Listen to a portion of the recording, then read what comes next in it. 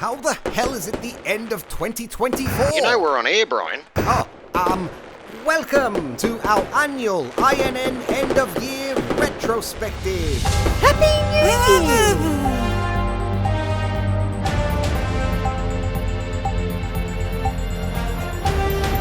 We're back, and we're on the recap. INNformation News Network with Brian Sockington and Sandy Hosier.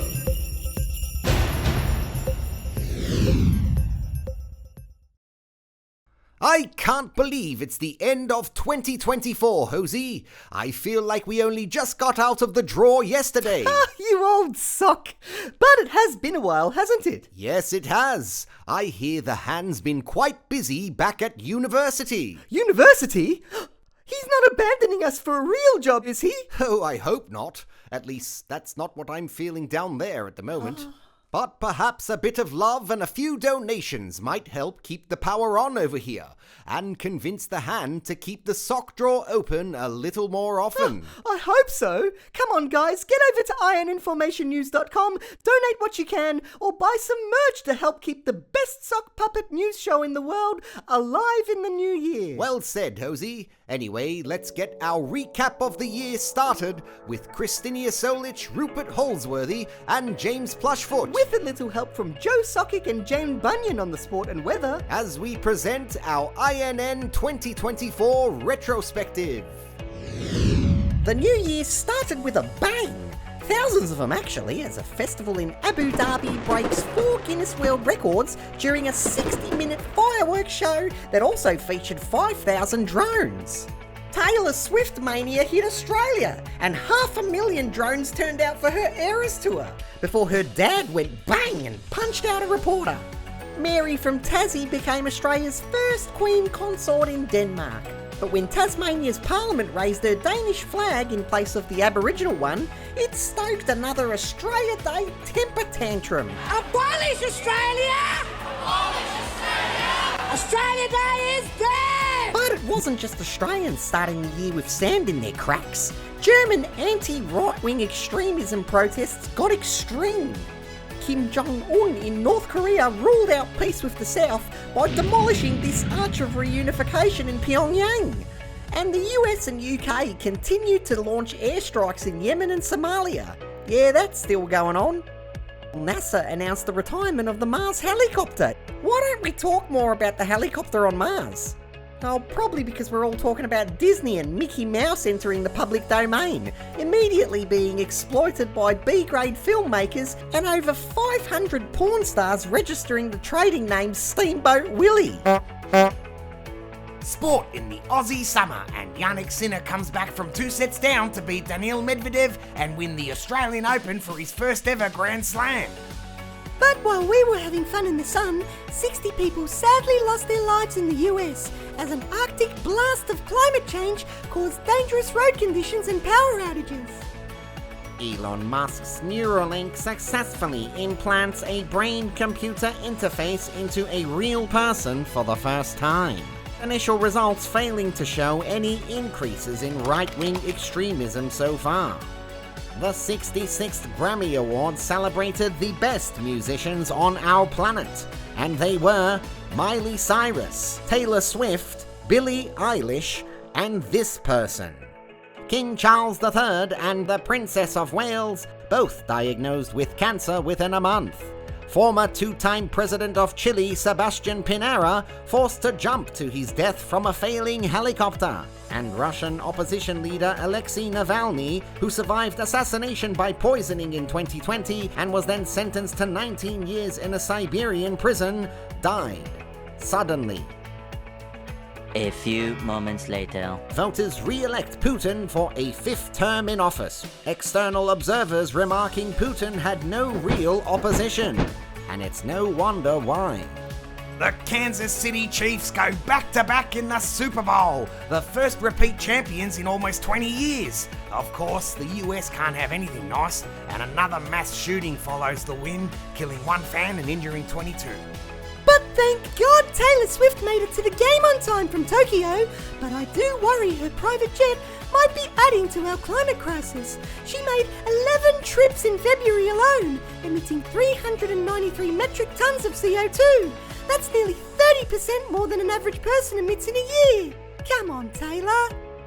Super Tuesday in the US, and President Joe Biden and Donald Trump win the majority of their respective primaries. 750 National Guard troops are sent to New York City subways to counter crime and violent assaults. The governor of Oregon declares a 90-day state of emergency in response to record fentanyl overdoses, and the Francis Scott Key Bridge in Baltimore collapses, killing 6 workers. But old mate Biden delivered a spirited State of the Union to get things back on track by shouting anti-Republican rhetoric for just over 1 hour.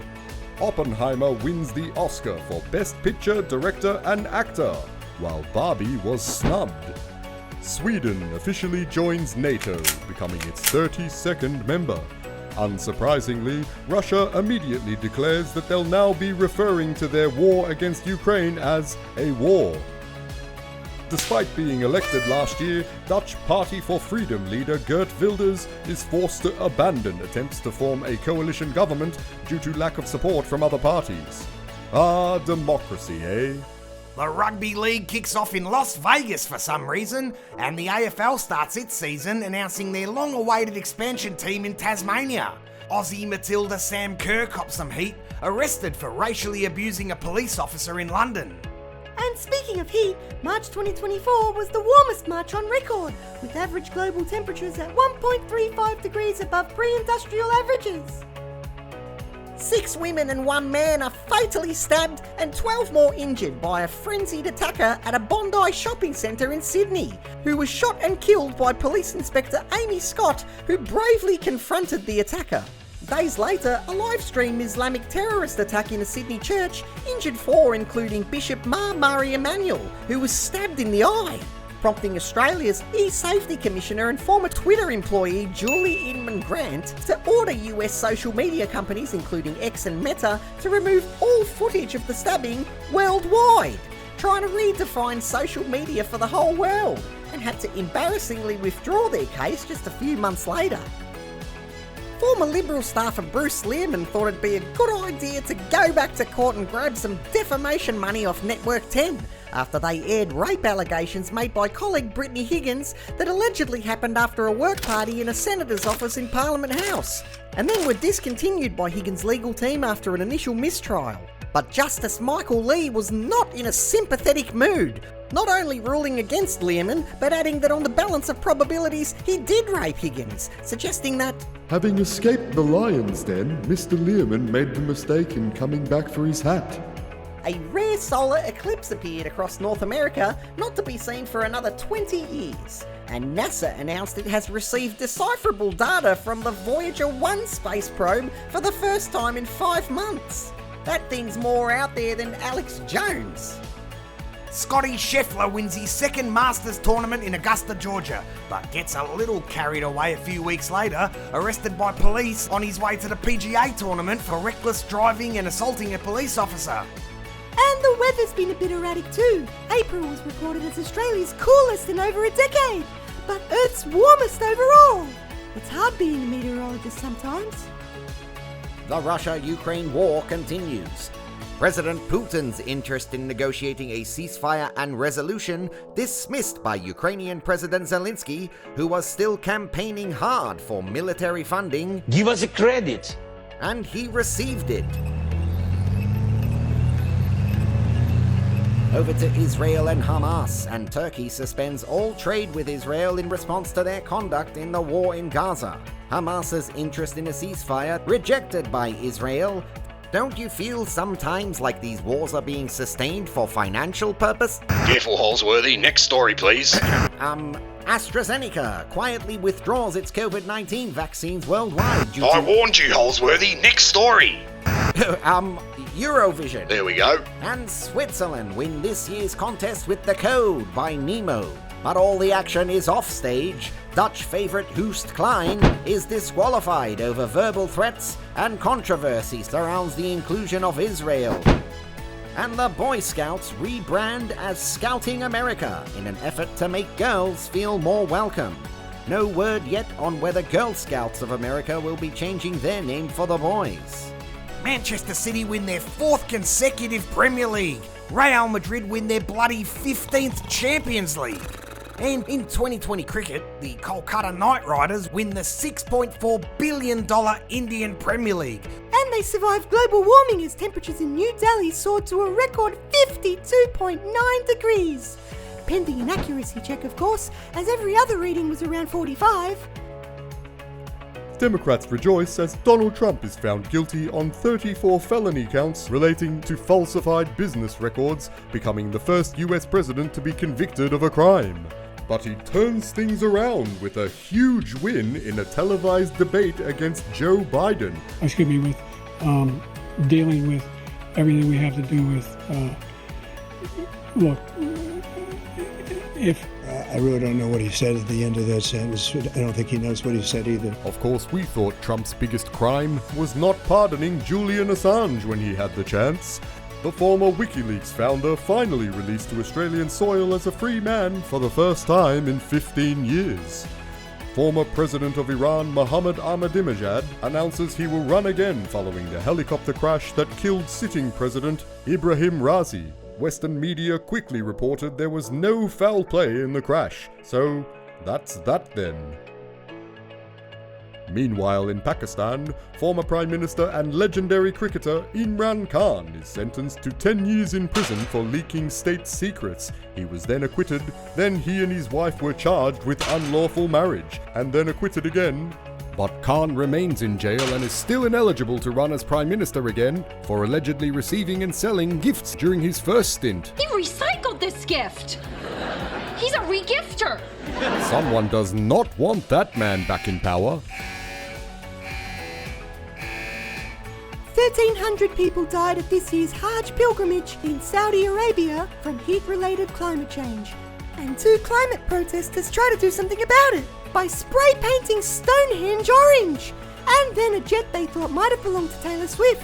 Unfortunately, the paint came off with a handheld blower the next day, and the jet belonged to some other person. The Boston Celtics defeat the Dallas Mavericks in 5 games to win their 16th NBA championship and pass the LA Lakers as the most successful NBA franchise. And the Florida Panthers defeat the Edmonton Oilers in 7 games, winning their first ever Stanley Cup. Wait. Oh, me arm's open. Oh, Jane, me arm's wide open. Oh, how embarrassing. Wow, what a year, Sandy! We're only halfway through, Brian. Halfway? Yeah, you know our retrospectives are comprehensive and handmade, not like that AI junk you get out there. Oh, you mean like Spotify Wrapped? That thing said I was a pink Pilates princess this year. Yes, AI's working well, isn't it? Anyway, I need to go to the toilet. What? Socks go to the toilet? How does that even work? I'm not sure. Hey, Sandy. Yes, make it quick. So, if you're Australian and you're going to the toilet, and you're Australian coming out of the toilet, then what are you when you're in the toilet? I don't know, Brian. I really need to go. European. I'm out of here. Get it? European. European.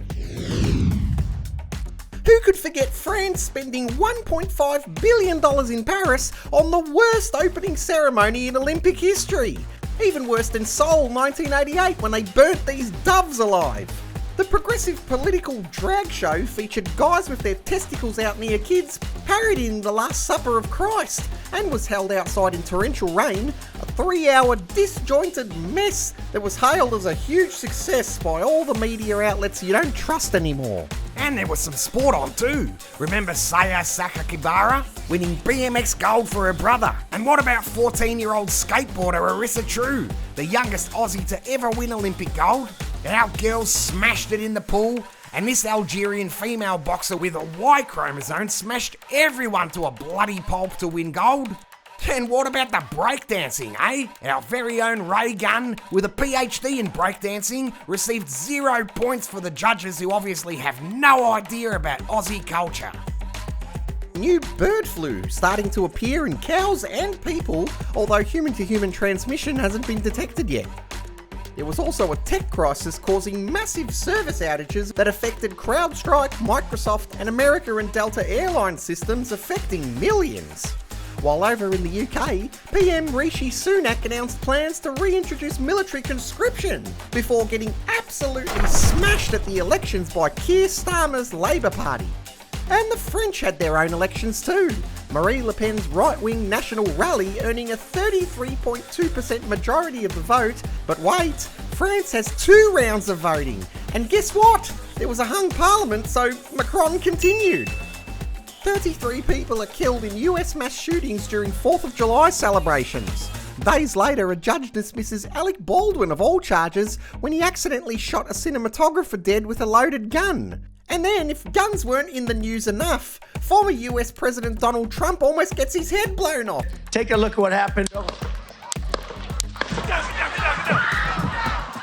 An assassination attempt at a campaign rally in Pennsylvania. The suspect is shot dead about 90 minutes after he was first reported as a suspicious person. 2 audience members are injured and 1 killed in the shooting. A bleeding Trump getting up and yelling, "Fight, fight, fight!" creating one of the most iconic images of modern times. President Biden gets COVID-19 again, the 3rd time in 2 years. You're okay. You're not gonna get COVID if you have these vaccinations. But under huge pressure, withdraws from the race a few days later and is replaced by his Vice President Kamala Harris. Kamala Harris. In other sports, Spain broke English hearts to win their 4th Euro title. Carlos Alcaraz beat Novak to win his 2nd Wimbledon title, but the wily old dog got his own back at the Olympics, beating Alcaraz and becoming the 3rd male to achieve a career Golden Grand Slam. And July 22nd became the Earth's hottest day in recorded history, estimated to be the hottest day in the past 100,000 years, with a global average surface temperature of 17.09 degrees. That doesn't seem so bad. Yeah, it is. Oh, it is. Rioting breaks out in the UK after 3 children are killed and 8 injured in a mass stabbing at a Taylor Swift-themed yoga and dance workshop. Brand new Labour Prime Minister Keir Starmer calms the nation by accusing the far right and misinformation of being responsible for the violence, nationalising the use of facial recognition technology and surveillance, much to the dismay of the small amount of human rights advocates who still understand their job. Malaysia urges its citizens not to travel to the UK because of the riots, not because of the disappearing airliners that mark 10-year anniversaries. It was brat summer for Gen Z girls who love to make up imaginary cultural moments. The Iran-Israel conflict heats up. Vladimir Zelensky bans the Russian branch of the Orthodox Church in Ukraine, to much condemnation, including from Pope Francis. The World Health Organization announces that Mpox is back. And virtue laws were reintroduced by the Taliban in Afghanistan, 3 years after their defeat of US occupation. And now women are banned from singing, reading, speaking aloud or being seen in public under new laws approved by their supreme leader. The French got a second chance to do an Olympics that didn't offend half the world, but they took a few miserly shortcuts. I mean, they reused the bloody Olympic mascot and just slapped a black boot on him to look like a Blade Runner. A deadly Atlantic hurricane season leads to 401 deaths. Hurricane Helen in the US kills 160 people, becoming the 2nd deadliest hurricane after Katrina, with climate change likely to have caused 10% more rain, and probably some more wind and stuff. Sean P. Diddy Puff Daddy Combs may have thrown the best parties in Hollywood, according to Oprah, Ellen, and Johnson's Baby Oil. But he was arrested on federal charges for sex trafficking and racketeering, implicating many celebrities in Hollywood who are sure to face just as much justice as they did in the Jeffrey Epstein case. Brazil blocks Elon Musk's ex, Justice D. Morales, setting a daily fine of around $10,000 for any person or company using a VPN to access the site. And how do they work that out, do you think? Across to Venezuela, new President Nicolas Maduro was so happy to win their election, he announced the country would celebrate Christmas early on the 1st of October. The EU, US, and UK are among other countries to sign the first international treaty on the use of AI systems. Wells Fargo projecting that AI power demand will increase by over 1,000% by 2030. Donald Trump trialed some new material during his set at the second presidential debate. In Springfield, they're eating the dogs, the people that came in. They're eating the cats. They're eating the pets of the people that live there. But not everyone was amused. A second gunman trying to take Trump out at his own golf course. And thousands of handheld pages exploded simultaneously across Lebanon and Syria in an Israeli attack nicknamed Operation Grim Beeper. It's not funny, mate. Sorry. To Australia's religion now, the AFL, and the Brisbane Lions roll the Sydney Swans to win their 4th AFL premiership. In the Rugby League, the Panthers beat the Melbourne Storm to win their 4th premiership in a row. Geez, boys, it's starting to get boring. And if you thought the footy was hot, a weather station in Iran recorded the hottest ever temperature on Earth. The unverified heat index temperature of 81.2 degrees is the highest... Unverified heat index? What's that? Oh, well, climatologists are still investigating whether the readings were accurate. Ah, jeez, next month.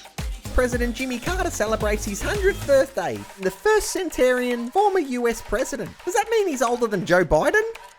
Hamas, Hezbollah and the Houthis launch rockets and missiles towards Tel Aviv, Israel, on the anniversary of the October 7th attacks that started the conflict. Well, at least that's how one side puts it. The conflict probably started about 2,000 years ago. A third man is arrested on suspicion of planning another Trump assassination. SpaceX launches a NASA spacecraft to study Jupiter's moon Europa. SpaceX also catches one of its boosters in mid-air for the first time. Check this out. Victorian Senator Lydia Thorpe heckles King Charles at Parliament House.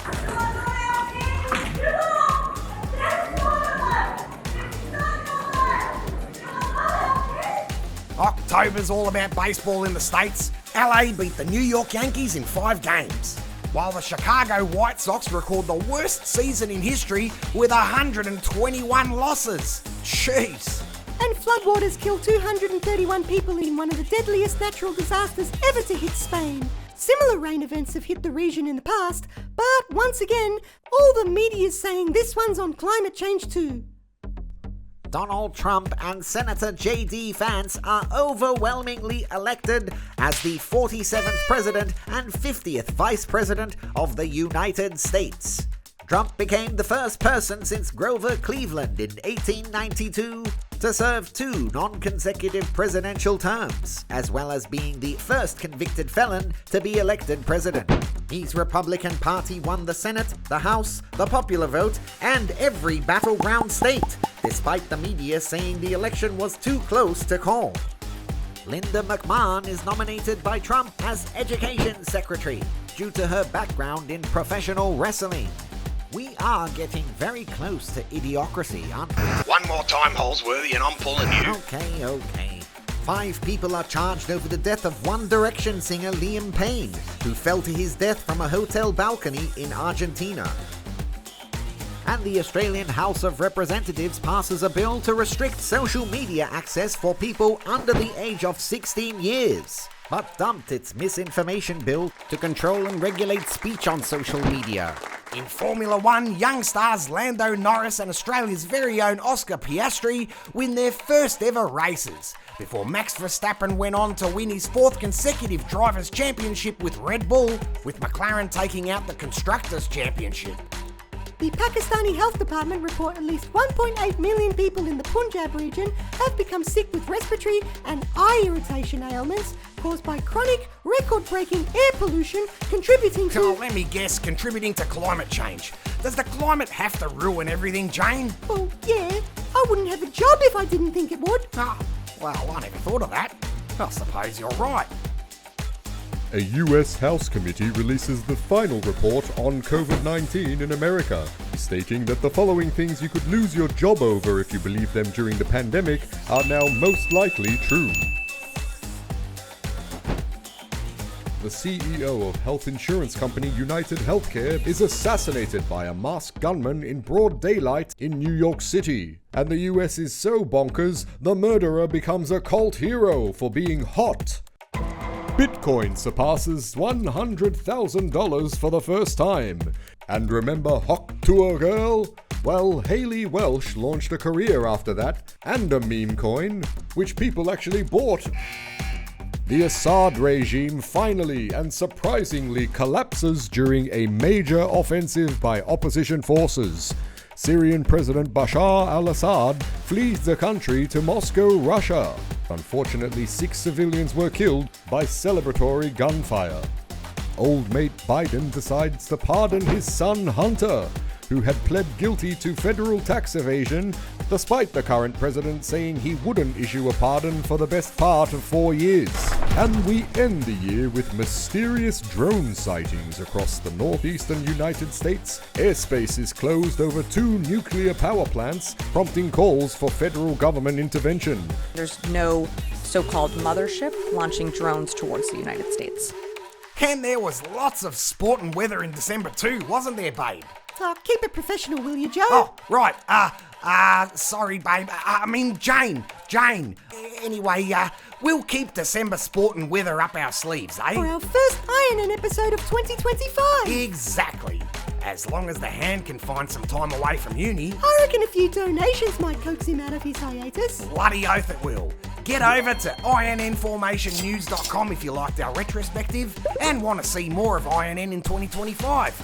But for now, on behalf of Christinia Solich, Rupert Holsworthy, James Plushfoot, and Joe and myself, thanks Jane, this has been our 2024 INN Retrospective.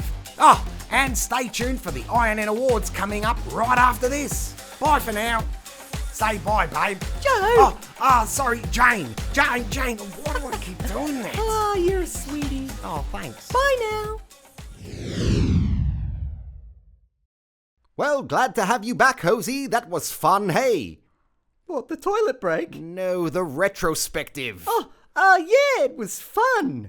And long. Do we still have time for the awards? Oh, of course. After all that news, I found a word that pretty much encapsulates just what we saw throughout this year's retrospective. Oh, our word of the year, right? Yes, that's right, Hosey. Oh, well, it's got to be misinformation again. No, that was our word in 2022. Oh, but they haven't stopped saying it in Australian Parliament all year. Yes, I know. It's a bit problematic, isn't it? Wait, that was our word last year. See what I did there? That's clever, Brian. Well, out with it. What's this year's word then? Okay, the Drudge. Drum roll, please. The INN word of the year for 2024 is skibbity toilet. No, it is not. We are not having skibbity toilet as our word of the year. We're not picking skibbity toilet. I don't even know what a skibbity toilet is. Oh, thank goodness. That's a relief. It's not Hock Tour, no, is it? It's not Hock Tour either. But it is related to all that internet nonsense rotting our brains. The INN word of the year for 2024 is decline. Decline? Yep, decline. Plain and simple. It's everywhere. Everything's in decline. Oh, come on, don't be like that. No, stay with me, Hosey. A decline can be a positive word. It can? Yes, as in people are starting to decline all the nonsense we've been putting up with over the past decade. Oh, well, that's true. Yes, I can feel it. You see, decline represents this year's problem, but also this year's solution. And at least it's an actual word, unlike Macquarie Dictionary's word of the year. Oh, you mean the one that changed their definition of vaccines to remove immunity? No, I think that was Merriam-Webster. Oh, the one that changed their definition of women to include men? No, that was Oxford. In any case, I think Macquarie may have found a word that sums up their position just as well as we have.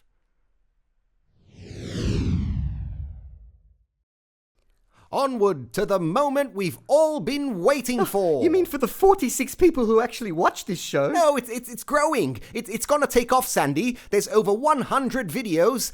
The hand's finishing school soon, and people will donate. It's gonna be huge. Yeah, all right. Let's just do the Golden Sock Puppet Award, Brian. It might be our last one. No, it won't, Sandy. This is gonna be the best one yet. Trophy and music, please. Thanks, the judge.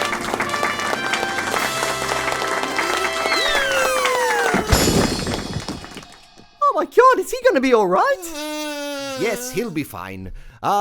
Well, last year's G-Spotty Award was a ripper. Be sure to check it out if you haven't already. But now, without further ado, here are the nominees for the 2024 Golden Sock Puppet of the Year, the person or organization who did the most to keep people in formation rather than thinking for themselves. And the nominees are... Adam Bant. The leader of the Australian Greens, Bant spent more time on social media than he did in Parliament, opposing almost every policy for not being woke, climatey or Palestinian enough. The Women of the View. The entire cast of the ABC chat show for their absolutely relentless political fear-mongering, supplying a constant stream of fuel to the already raging fire of division that is today's United States. Wow! Benjamin Netanyahu, the Prime Minister of Israel, for using props and slideshows in press conferences to show the world just how simple it is to justify his unending retaliation and destruction of the Palestinian people. Vladimir Zelensky, the President of Ukraine, for using pleas for money and credit in press conferences to show the world just how simple it is to justify the continuation of the war with Russia over engaging in negotiations. Kamala Harris, for somehow climbing to the very pinnacle of American power and running for president on a campaign of hope and joy, blowing over $1 billion on labeling her opponents fascists and threats to democracy. And dictionaries. And the winner of the G-Spotty for 2024 is... Kamala Harris. Kamala. That's right, it was a tough race, but there's no denying Kamala Harris was the standout winner of this year's G-Spotty, amassing a whopping $1 billion of expenditure to not win the US presidency in 2025. Harris framed her campaign as a choice between freedom and the end of democracy, using her experience as a prosecutor to put Trump on trial yet again. But Americans couldn't get past the woman who cracked down on cannabis users before admitting to smoking weed herself, gave vapid answers in interviews. I do believe that certain issues are just settled. Certain issues are just settled. Clearly we're not. No, that's right. And that's why I do believe that we are living, sadly, in real unsettled times. Waffled on about nothing. It's on your laptop, and it's then therefore up here in this cloud that exists above us, right? Who laughed maniacally.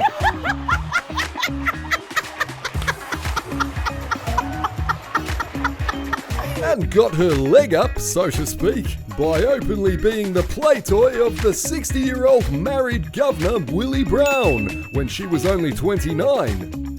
Harris latched onto the brat summer to try and stay hip with the kids and splashed joy all over her campaign, even her running mate Tim Walz.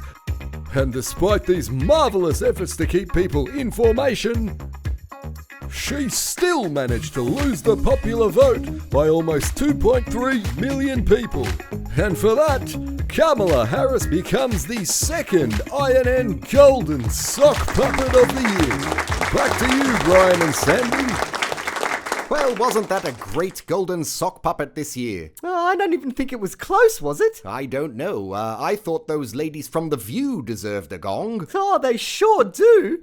But I am glad that such a prestigious award would go to a black middle-class woman of colour who is black and was raised in a middle class as a woman, Brian. Though she was magnificent this year and certainly kept everyone in formation for a while there. I thought she was a certainty for president when Trump was going on about eating the dogs and the cats. Me too. I really don't know what happened. Well, yes, you do, Brian. She really wasn't very good. You don't want to sound like all those other network news anchors, do you? Oh, yes, I see. You're right. Sorry about that. She really wasn't very good, was she? Nah, she was terrible. Well, it's been great to be back, but that's all the time we have for now. Yeah, I've had fun. And you know, I'm definitely not ready to be put back in the drawer just yet. No, me either, Sans. I hope people will let the hand know they'd like the best sock puppets in news to stay out of the drawer too. And how can they do that? Well, through a donation, of course. Give the hand a hand for doing all this by hand. There's not a lot of handiwork being put out on the internet these days with AI and whatnot, so head over to INNformationnews.com and send a little donation to support our show. You'll be listed in the credits of our next episode. That's right. Look out for catch-up shows with Larry Fillmore coming soon. And the odd INN flashback too. Yes, you can check them out on our social media pages, and let your friends and family know too. But as 2024 comes to an end and the new year brings hope for some much needed change, from all of us at INN, may our news be your views, and goodbye for now. And a Merry Christmas to you, Brian. Same to you, my old friend.